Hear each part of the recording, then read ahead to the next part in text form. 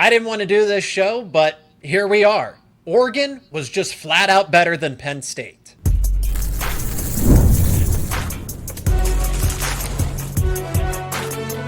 You are Locked On College Crossover, part of the Locked On Podcast Network. Your team every day. That is right. It is a crossover episode to, hopefully for the final time, talk about Penn State versus Oregon. My name is Zach Seyko, and I'm the host of Locked On Nittany Lions. He is Spencer McLaughlin, host of Locked On Ducks and Locked On College Football. As Penn State, what is the concern level now for the Nittany Lions? As that was the game that was set up very favorably for them. They lost, and we talked about the potential ramifications of that. Does Penn State miss the CFP? The Ducks become a bona fide title contender now after this one, but we are going to recap the game first and talk about just how Oregon beat Penn State from start all the way to finish. Today's episode is brought to you by FanDuel. Right now, new customers can bet just $5, and if your bet wins, you'll get $300 in bonus bets to use across the app. Download the app today. Friendly reminder to let us know your thoughts down in the comments section, and if you're not an everydayer, become one by subscribing to the YouTube channels and wherever you get your podcast. Spencer, you could go in a ton of different angles with this, because I thought when I continue to look back at it and add points of emphasis to my reasoning for why Oregon did this well and Penn State did this right or did this wrong, it's going to start with coaching, because Dan Lanning went into a hostile whiteout environment and no penalties, no sacks, the offensive line, communication, the silent counts were flat out perfect. I thought that Oregon for 3.5 quarters, they were winning decisively until Penn State mounted that comeback. Yeah, and it wasn't literally zero penalties. Oregon did do that in a game earlier this year. I believe it was Northwestern where they had zero penalties all game, but it wasn't a major issue. You're right. And an offensive line, you got to shout out Iapani Lalaulu, or Poncho as he's known, Oregon's second-year starting center. You don't have no penalties really or consistently along the offensive line without your center, pre-snap penalties, and have them play as well as they did. And Oregon ran for over 170 yards. You can't do that without your center having everybody on the same page, so he deserves a lot of credit. I think the national narratives are about James Franklin and Dante Moore and Drew Aller, and there's a lot to talk about with those guys, and I've discussed them over on Locked On College Football. Oregon won this game, though, fundamentally with their defensive line. That was the best unit on either side of the ball for either team all night long. I had heard a lot of concerns from Oregon fans coming into this game about the run defense. The run defense is a problem. Crazy.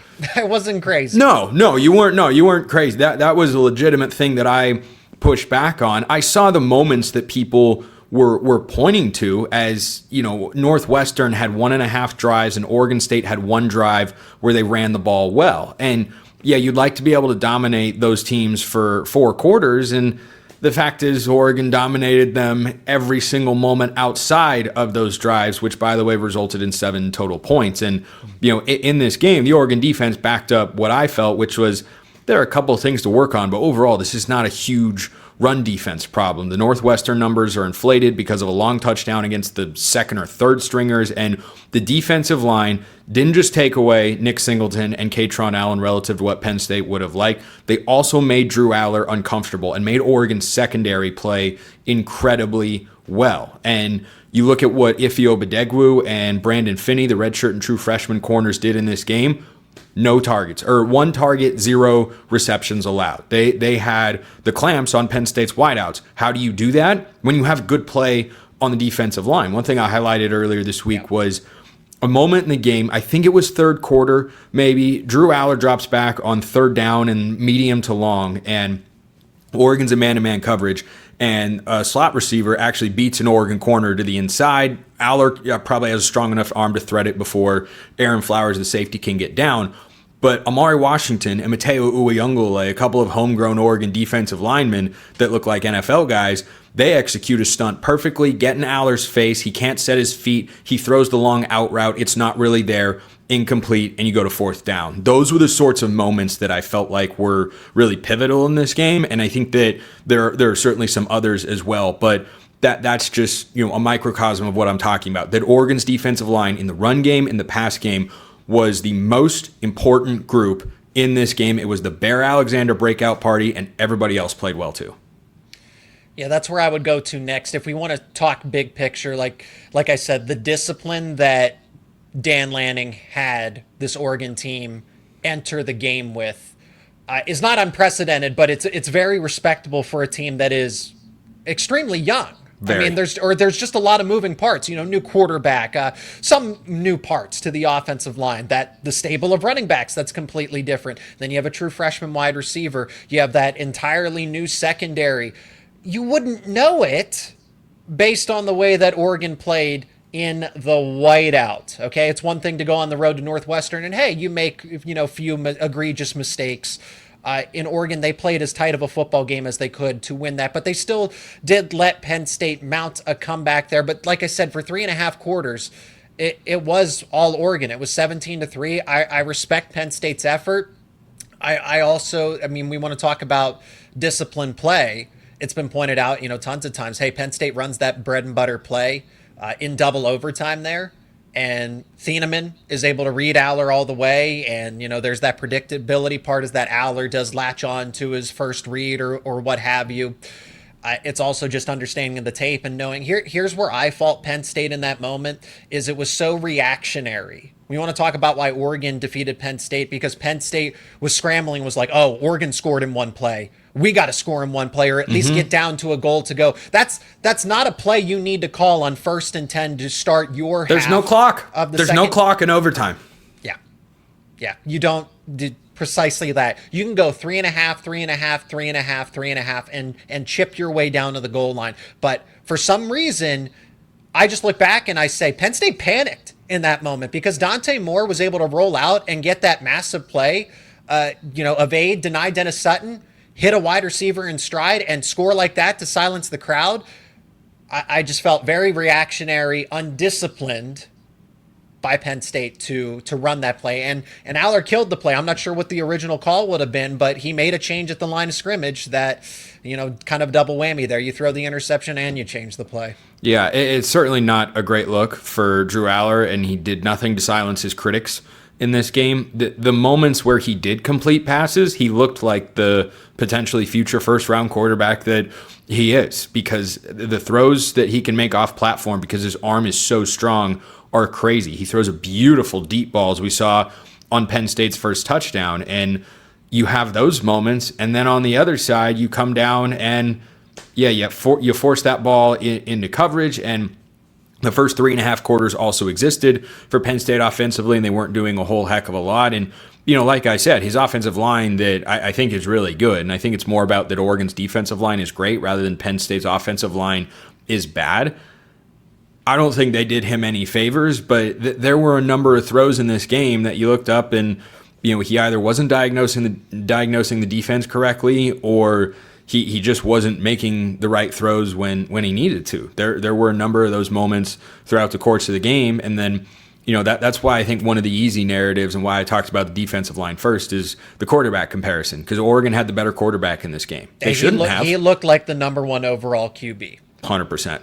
In next year's draft or in a future draft, what Penn State fans expect of Drew Aller, Dante Moore played relatively mistake-free football, was not fazed by anything, and even Aller made selective plays. Don't get me wrong, but it just felt like Dante Moore made so many more.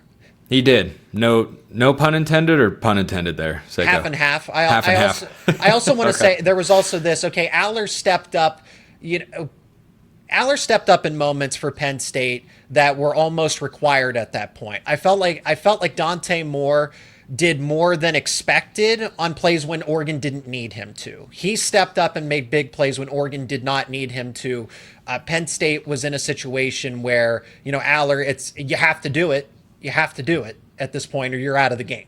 Yeah, and, for Dante Moore, we saw him run the ball on design quarterback runs more in this game than, we have all season, than I hope we do, frankly, in a game the rest of the season. And that got a lot of flack. Yeah, and it wasn't so much the scrambles. He had a couple, but it's not like he was taken off for 15 and 20-yard quarterback scrambles a la Marcus Mariota back in the day. It was a 4th and 1 in the first half, a 4th and 1 in overtime, and yes, that was targeting, but Oregon able to overcome that. That was a good thing to see from the Ducks standpoint. But yeah, I think Dante Moore just did whatever was needed. And sometimes that was running, sometimes that was making a throw, sometimes that was throwing the ball away. And he gave a lot of credence to his Heisman Trophy campaign. And he also just gained, I think, the respect of every Duck fan everywhere. Not that he didn't have it before, but everyone very fairly, by the way, I think should have been in a wait and see. Like, okay, we were watching him do this against lower level competition. What does he do against a real defense? Penn State is a real defense. Let's not make any bones about that. I don't think there should be questions for the Nittany Lions in a significant way on the defensive side of the ball or with Jim Knowles or anything like that. You give up 17 points in a big game, that's got to be good enough. That's got to be good enough in 4 quarters, and it wasn't. And Dante Moore, that play, he's got an NFL defensive end right in his face, and I mean, that dude just looks unflappable, because for him to sidestep, protect the ball, get back to his throwing motion, his arm talent is off the charts. And I think that throw alone, the final touchdown in this game, going to excite a lot of NFL scouts. Well, we started to get into it. We're going to focus a little more on Oregon in this crossover, how they proved themselves to be not just a fringe playoff team or a fringe title contender with some aspirations. No, they are firmly within tier 1 now, and we started to talk about it there. It begins with QB Dante Moore. We're going to talk about that more coming up next year on this Locked On crossover. And this episode is brought to you by Mazda. Mazda crafts cars for those who do more than simply move. Mazda delivers confidence with every ride, with more IIH Top Safety Pick Plus awards than anyone else. From footwork to breathwork, athletes sweat all the details. Mazda brings the same intention to how we craft every model. You can feel Japanese craftsmanship in every detail, from the metallic accents to available Napa wet leather upholstery. You can make everyday drives feel like anything but, from smooth handling to intuitive controls. With all-wheel drive standard in every crossover SUV, you can drive with confidence through almost any season. Like our players, we sweat every detail, because when you make every move count, impossible becomes irrelevant. Mazda. Move and be moved. This episode is brought to you by Monarch Money.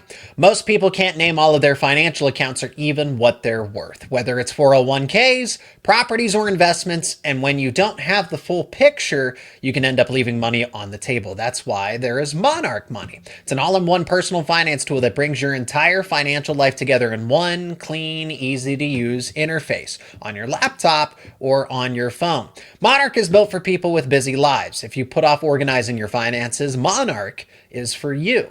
Monarch does the heavy lifting for you. You can link all of your accounts and minutes, see clear data visuals, get smart categorization of your spending, and finally feel in control of your money without ever touching a spreadsheet. You can maximize your investments, increase your savings rate, easily review finances with your partner or a financial advisor, and keep a clear view of your financial health week to week or long term. Don't let financial opportunities slip through the cracks. Use code LOCKEDONCollege at monarchmoney.com in your browser for half off your first year. That is right, 50% off your first year over at monarchmoney.com with code LOCKEDONCollege. All right, Seyko, let's talk about Oregon and where they fit in the national championship picture. I don't think as much less of Penn State as I do think more of Oregon in this spot, because though this is frustrating for Penn State fans because they're so close all the time, and it's the second time against the Ducks that Drew Aller has thrown the game-losing interception, and they just aren't able to break through in these big games. Penn State twice is one play away from winning the football game. If they decide to go for 2 late, if they get a stop on 4th and 1, like there are a number of moments, those are just 2 that pop into my head where you're like, yeah, you're that close to outright winning the football game. And I think Penn State's defense is as advertised. I think Jim Knowles looks like he is worth the money that Penn State paid him, because 17 points through 4 quarters in a top 10 matchup, home, neutral, away, doesn't matter. That's got to be enough. Oregon fans have been clamoring for that from Oregon's defense coordinator, Tosh Lupoy, for years at this point, to give up just 7. Yeah, and they got it. This was a landmark moment for Tosh Lupoy as Oregon's defense coordinator, and anyone who's been critical of him, I think that it's been fair. But at the moment, you don't have any fodder. You just don't, because the defense, as much as the offense, won you this game, maybe even more in the offense. But on the Penn State side of things, I don't think they're incapable of going and winning at Ohio State. It's just going to come down to that situational football. But the talent on the field, from what I saw on Saturday night, particularly on defense, is not light years away from where, Oregon is at, which is indeed right in the national championship conversation. Yeah, Oregon is only going to get better from here on out. And that's why I said, hey, it's beneficial for Penn State. Okay, you have I went through the whole spiel, but the bye week, you're healthier, at least it perceived to be, than Oregon. You have that extra week to prepare. You have the cross-country trip. It's the home environment. It's the whiteout. And Oregon did everything to offset all of that because this is a very talented team. I just didn't think this. I thought this would be the version of them later, but they're this good right now, which means they're only going to get better later on. Dante Moore's only going to, I don't think he's hit his ceiling. I don't think this is his best football. Same thing with the younger running backs. I mean, you could go with any of them. Really, the offensive line's the offensive line. If they're performing, I don't know how much they can get better, right? The offensive line is going to be what it is. I don't know how much better you'd want them to play. I mean, Dante Moore isn't sacked. Oregon has, one negative play in the game against Penn State? I'll take that every day. And then, the secondary shut down, the defensive line doing what it's doing.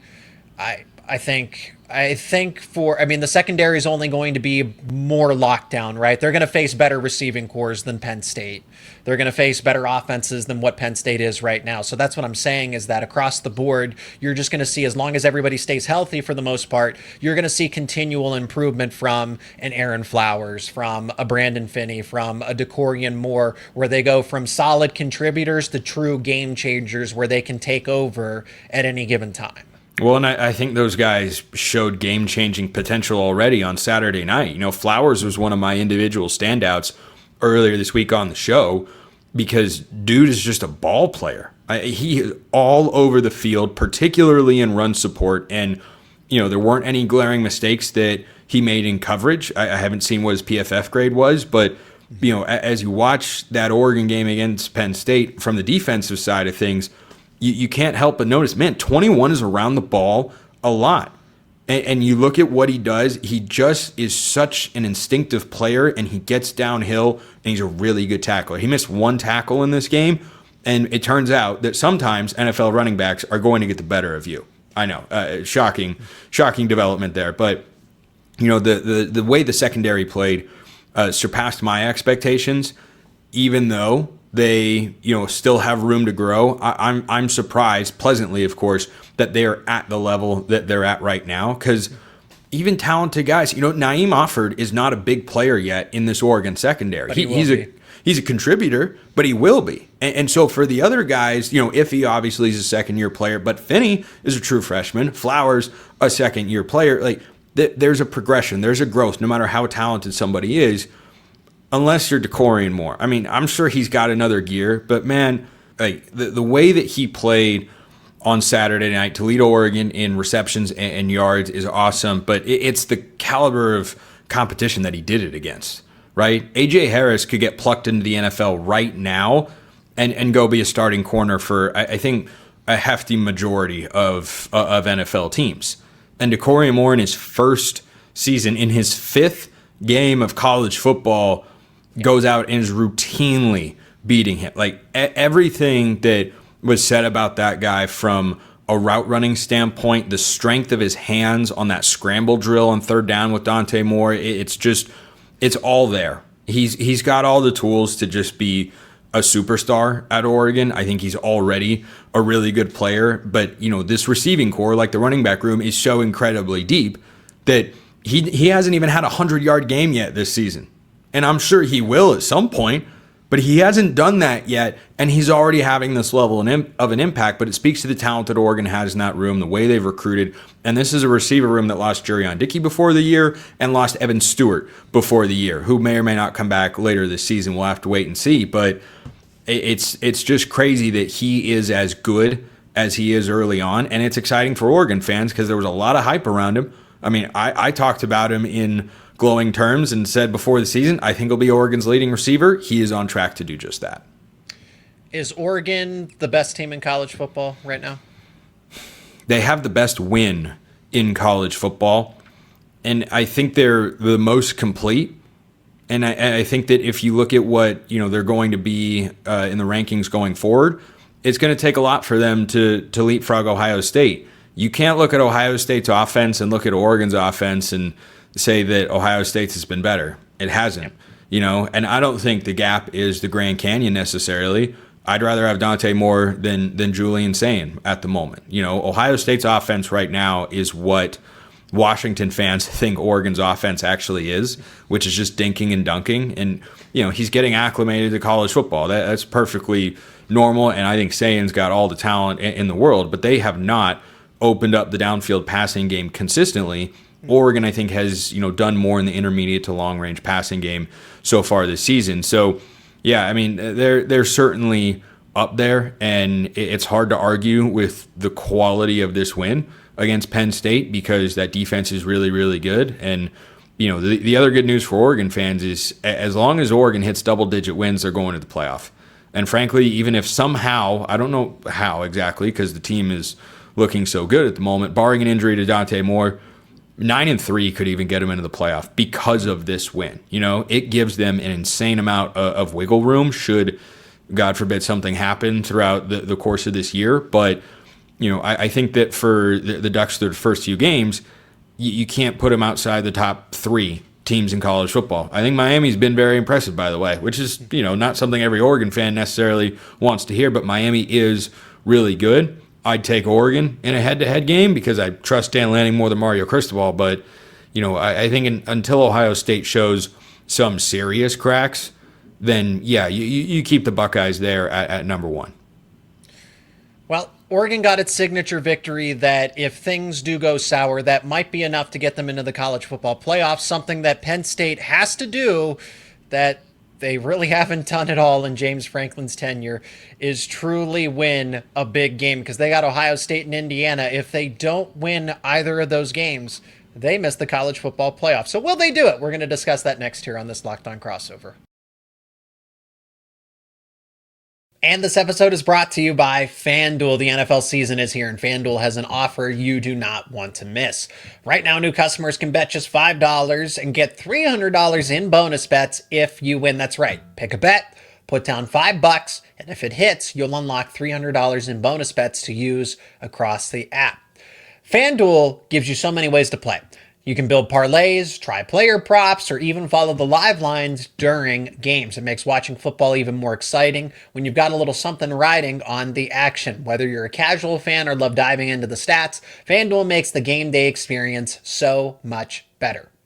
And you can bet on Penn State football over at FanDuel. The lines are available for Penn State versus UCLA. Penn State is a heavy favorite. 25.5 points on the spread, minus 3,500 on the money line, plus 1,280 if you're thinking UCLA. The total is set at 50.5. If you like those lines, you can bet them over at FanDuel.com or the FanDuel app. So what are you waiting for? Visit FanDuel.com to download the FanDuel app today and get started. And this episode is brought to you by Square. Your favorite neighborhood spots run on Square. There are certain businesses that make the neighborhood. These are the places that become an extension of home. Whether it's the sports bar dedicated to your team's fan base, the spot with the best wings in town for game day, or that beloved local chain that's been rooted in your community for years, these businesses are what bring people together. When your neighborhood businesses thrive, the whole neighborhood thrives. Take Rothrock Coffee in State College as an example, a local spot in your neighborhood that's been the heart of your community for years. It's the kind of place where you walk in and everyone knows your name. When you show up, when we all show up as a community, it can mean big business for local business owners. Money spent in the neighborhood stays in the neighborhood. Square is a proud partner of more than 4 million neighborhood businesses around the world. You can go to square.com/go/lockedoncollege to learn more. But before you do, go support your favorite neighborhood spot. You'll be happy you did. Square. See you in the neighborhood. Penn State's now 4-21. James Franklin, I should say, is now 4-21 against top 10 teams. And guess what? They got to face 2 more of them with Ohio State and Indiana. I think it's safe to say guaranteed. I mean, could Indiana be 11 or 12? They have the look of a top 10 team. And that Oregon-Indiana matchup is going to be a really good one. And you have the bye week to prepare for it. So I hope the bye week suits it suits the Ducks better than it did Penn State here. But there is definitely concern on my end that I don't want any Penn State fans to have the misconception that, okay, you'll lose to Ohio State and then you'll finish 10-2 and you get to the college football playoff, that is somewhat of a guarantee. It's not. It's not a guarantee. Indiana, especially coming off of a game like Ohio State, if you lose another heartbreaker, is that team, when there are question marks, generally speaking, there are question marks about James Franklin and the coaching staff and can they get this team prepared? Okay, if you're having that conversation, you lose another heartbreaker to Ohio State after Oregon like this, and then you got to host a feisty Indiana team.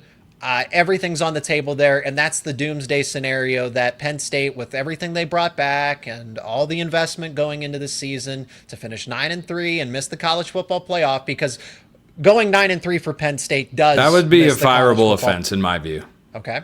I've been pretty hard in the camp of no, you're not firing James Franklin. If you miss the playoff with this roster and this staff, when Drew Aller's going to the NFL after this year, yeah, Penn State could reset and say, let's see if we can find a coach that can level us up. Like that would be, to me, and that might sound dramatic, I don't think to every Penn State fan it's going to seem that way, because there's nothing about this team that should make missing the playoff acceptable. And I know they were in the national semifinal last year, but man, that would be a really, really tough pill to swallow. And you brought up Indiana. Interesting thing with the Hoosiers, and some Indiana fans are not really happy with me because of my takeaway from their near upset at Kinnick Stadium in Iowa City, a place that both Oregon and Penn State will travel to this year, and they will both host Indiana as well.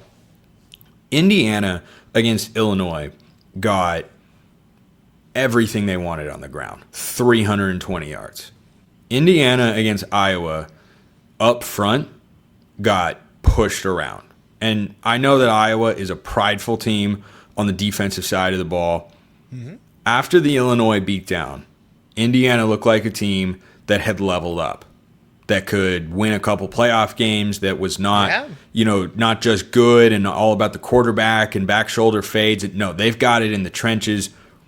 I know Iowa's defense is good. You're on the road. I get that it is tough in Big Ten play. If you're really a national title caliber team, Iowa shouldn't be that much of a struggle. It really shouldn't. Iowa is fine. They're okay. Yeah. It is too early. I know Oregon struggled with Wisconsin last year. That was their 8th consecutive Big Ten conference game. This was game 2 of league play for Indiana, and it's not like they were beat up after their non-conference slate that featured or beat Penn up State. Against Illinois. Or beat up much against Illinois. They were probably feeling pretty good. So I think that Indiana going forward, curious to see how that part of their game matches up against both of these teams that I think are elite in the trenches. I think Oregon was better in Saturday night's contest, and that's why they wound up winning. But that stood out to me against when Indiana played. And I know that Illinois typically is a prideful team, but they have looked pretty soft on the defensive side of the ball. And Brett Bielema preaches physicality. They have not looked that way so far this year. USC was able to do a lot of things on their home field offensively in that game. And I just keep an eye on the Hoosiers and what they can do in the trenches. I respect Cignetti. I think Indiana's a really good team. I really do. But that stood out to me that, like, man, Iowa shouldn't be this hard for you. It wouldn't be this hard for Ohio State if they'd just beaten Illinois 63-10. Clemson's going to miss the playoffs. Do you have the same feeling there? Oh, I don't know how Clemson would get into the playoff.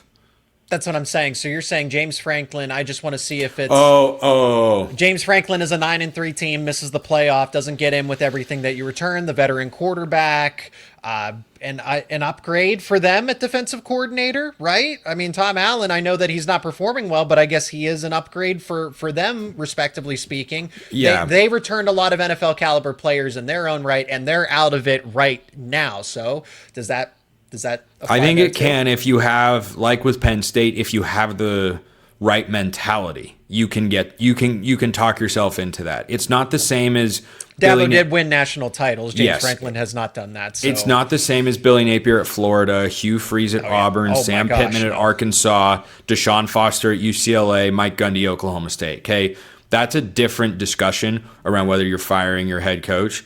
But there have been programs, most recently Florida, by the way, with Dan Mullen, comes to mind, that looked at a level of success that they felt had been maximized and they wanted to go back and try somebody else. Dan Mullen wasn't losing at Florida. Nope. He just wasn't winning the way they expected him to. The irony, of course, is that Billy Napier's winning less than Dan Mullen did. And so that's what I mean. Yeah. That's the risk that is there. But to say, Jimbo Fisher wasn't losing at Texas A&M, but they fired him. Why? Because he was nowhere near the potential of that program, and they took a risk. And it is a risky deal to fire a coach that wins. It is not, however, unheard of or unthinkable. I think it's a conversation that his seat gets a lot warmer if there isn't any pressure, because it seems like Penn State had the expectations to win, to get to the college football playoff. You go and get Amari Campbell, you go and get Trevor Pena. Disappointment would be an understatement there. It would also mean that there need to be some sort of consequences. So I'm not trying to advocate for anything. I don't like advocating for people to lose their jobs. I would never do that. But I'm saying that I agree with you, Spencer, that there's probably going to be serious conversations if Penn State does, in fact, miss the playoff. You wouldn't. I would. I mean, I've done it before with Billy Napier going back to last year. And I mean, I'd have to see how it lands, frankly. Like, this is a speculative conversation with regards to James Franklin and what his future entails. I got a question from someone recently. How many coaches will Dan Lanning get fired this year? Oh, my. And, he's already kind of at one with Mike Gundy at Oklahoma State, contributing towards a potential firing in Corvallis with Trent Bray and how that game went. I don't know. He pushes Kirk Ferentz into retirement? Yeah, he could. Does that one count? If Oregon goes into Kinnick and towards the end of the season, Iowa's just okay, and Oregon beats them, 27-3, yeah, they might decide. And that's another one that I think, Iowa needs to move on. Like, that's a change that needs to be made. Like, we've seen what this is. If you want to evolve as a program, like Ultron, you've got to actually put in the work to do that, and that involves making a change in leadership. Oregon has, just want to point this out quickly, a lot of opportunities to embarrass programs, or at least start, crash the house of cards, if you will. Wisconsin, Iowa, if you want to push that's another one. I don't Wisconsin, think, I don't think, and I don't think Rutgers would ever, I don't think they're going to move on from Greg Schiano there. They're just like, we know where we are. USC and Lincoln Riley? There's a lot of opportunities for It's Oregon. A big buyout, but they lost. The window's there. Oh, 100%, because USC is starting to develop a James Franklin-esque reputation, and I think they have, a really high standard and expectation at that program, as they should. Oregon plays them later in the year. We'll see how many times they've lost between now and then. They have to play Notre Dame, and I think they have one other really tough game on their schedule. I think USC is a good team, but I mean, Lincoln Riley's 4-11 against top 25 teams since going to play the Trojans. That ain't it. That's not what USC fans were promised when they, bought him out of the Oklahoma contract and got him a nice house and a deal with the private jet and all that. And they rolled out the red carpet and they're going downhill slowly. I think they are good this year, but if they can only muster up 7 wins, I don't know. You'll have a conversation. You might not go to full-fledged firing because you're investing a lot of money into paying a guy that wins games, but is he winning the way that USC should? Nope. Oregon could potentially be the nail in the coffin. That's what I want to point out there. Yes. So to sum it all up, Penn State would need to beat one of Ohio State or Indiana. If they go 10-2 and they win one of those potential top 10 games, they would get into the college football playoff there. If they lose them both, they definitely do not have the resume to get into the CFP at 9-3. That is going to do it for this Locked On crossover. It wasn't as much of a penance as I expected it to be. It wasn't. I'm nice. Wrong. I wrote right on the chalkboard 100 times. I was wrong about Oregon. Bart Simpson style. Yes. Nice. I was wrong about Oregon. I'm late on Oregon because I've said a lot of positive things about Oregon. I just didn't think they'd be this good right now, and they are. So thank you so much for joining us on this crossover edition. He is Spencer McLaughlin of Locked On Ducks and Locked On College Football. My name is Zach Seyko, the host of Locked On Nittany Lions, your daily source for all things college football related for your favorite teams. Let us know your thoughts down in the comments section. Become an everydayer for all of our shows, and we'll talk to you more, bring you more outstanding college football coverage here, a part of the Locked On Podcast Network.